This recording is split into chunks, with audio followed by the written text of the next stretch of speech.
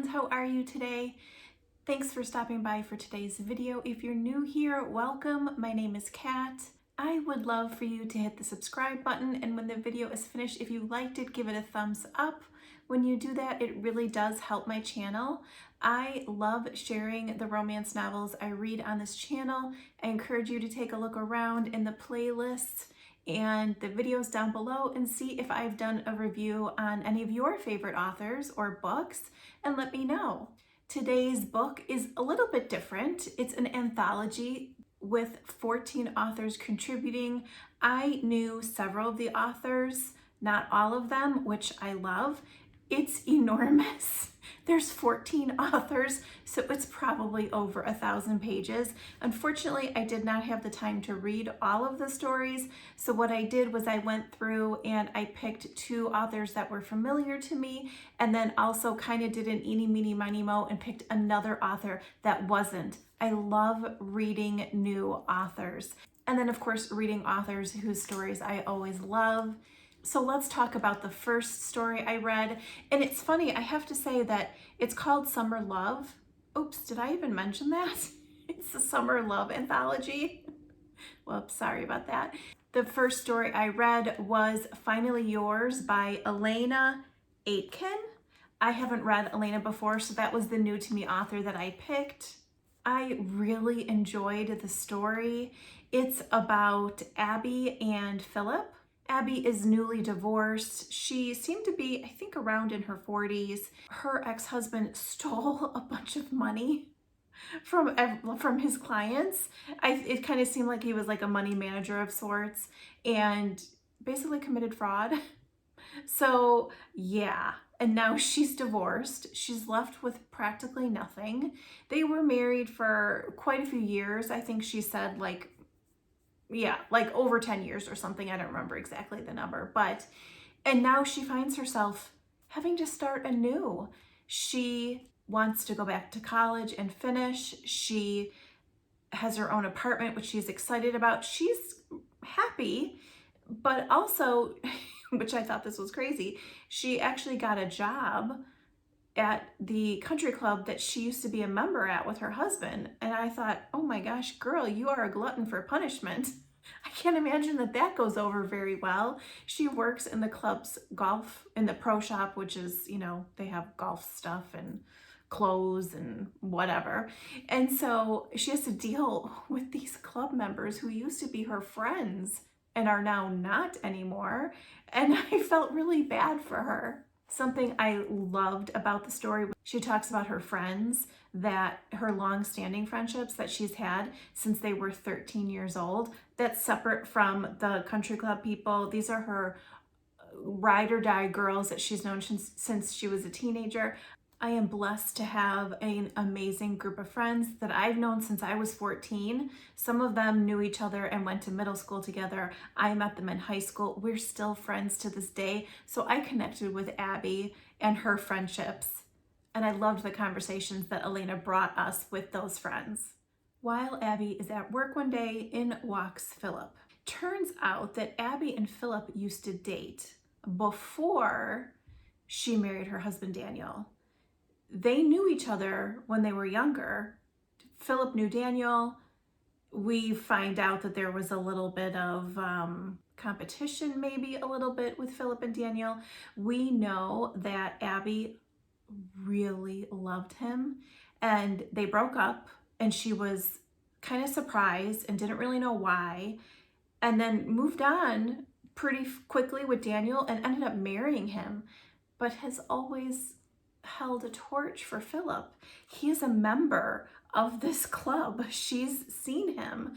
They used to socialize in the same circles. He is a sought-after bachelor. And I really was like, oh, okay, here's where Finally Yours comes into play. On my channel, I always love to share the passages that I really liked in the book, and this is the one from Finally Yours that I really liked between Abby and Philip. It's from Abby's perspective. Why? It was an incomplete question. I swallowed hard and tried again. All those years ago, I started and saw the realization flash in his eyes. Why did you walk away? He squeezed his eyes shut for a second, but he was still listening. Why didn't you fight for me?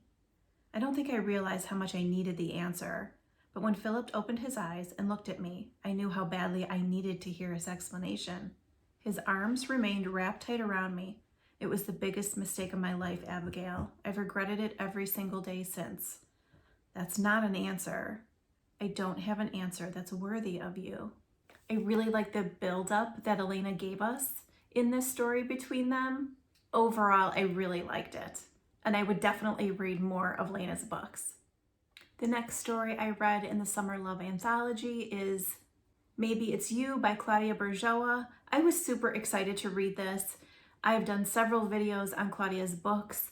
The girl has been writing like a fiend during 2020 and 2021. So she is releasing books so fast. She was inspired during the pandemic and writing so much, which I love, but I can't keep up with her.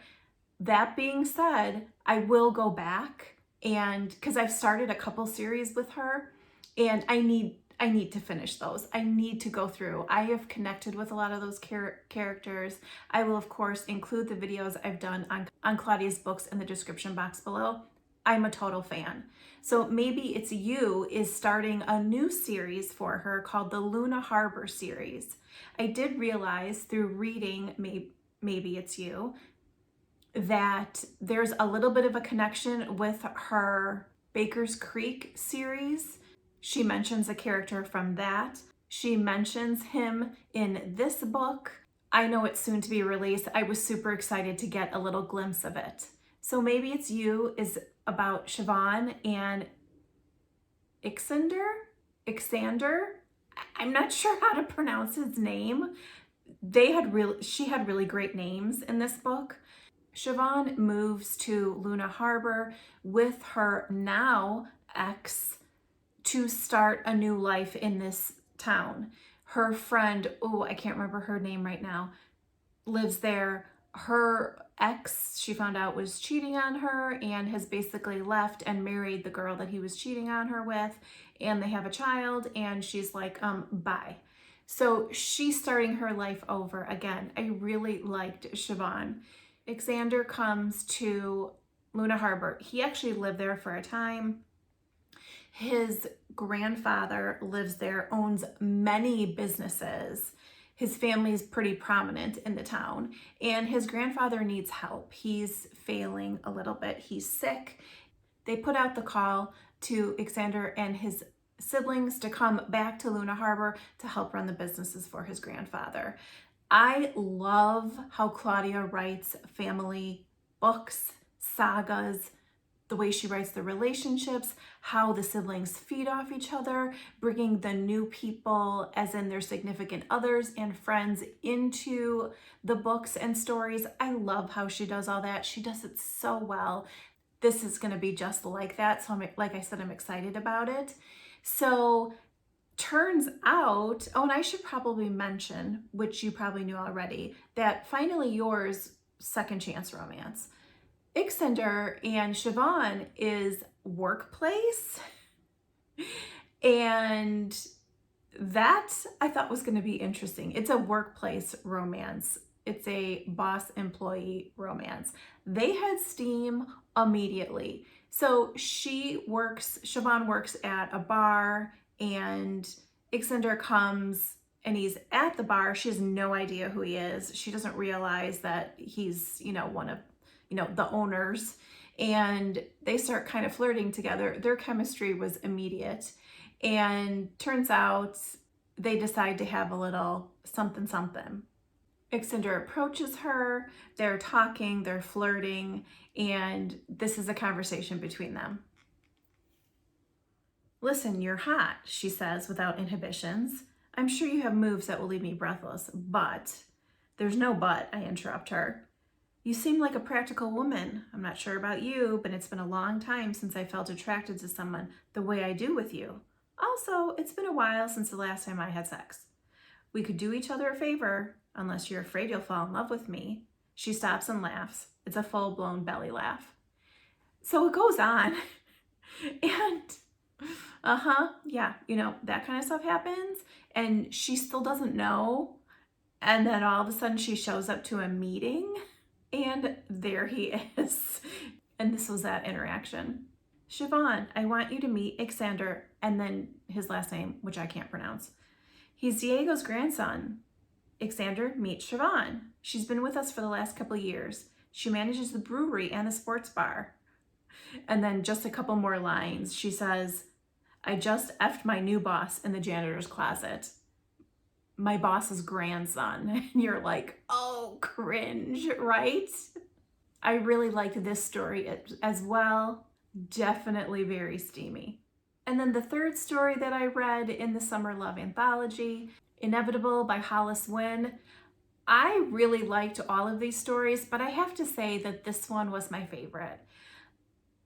There's something about, and I don't think I'm giving anything away, but something about, this sounds ridiculous, 3 people in a relationship that I'm interested in. It's not just the whole threesome thing, but there's navigating relationships with more than one person. I, in my personal life, don't think that I would be able to do that, but I love reading about it. The complexities of all of that, I'm really into. I think when authors write a really gritty, honest love story about that kind of relationship that's so out of the normal for me, I really dig that. It makes my mind think. And I didn't realize when I opened this anthology, and even when I picked Hollis's story to read, I had no idea it was like this, but I loved it. And I immediately wanted more. Hollis's story is about Fallon, Ford, and Jameson. They meet in college and they immediately realize that they have a different kind of connection. Ford and Jameson are friends. I think they were roommates in college and good friends, you know, brothers. And in walks Fallon, and they're both like, wow. And they both realize that they both like her. And there's not competition. There was not competition for her. It was just kind of accepted between them that they became friends and then became lovers. Now, Ford and Jameson are not together in any way, but they both have a relationship with Fallon, and the 3 of them spend time together.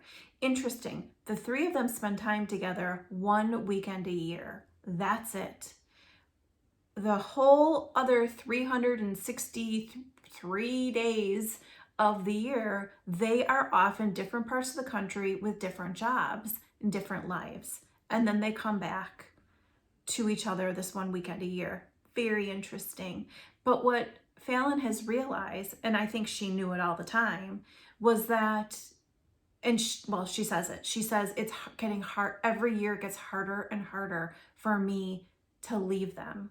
Oh, I loved it. It wasn't just about the sex. And yeah, there's steamy moments in this, but it wasn't just about that for me.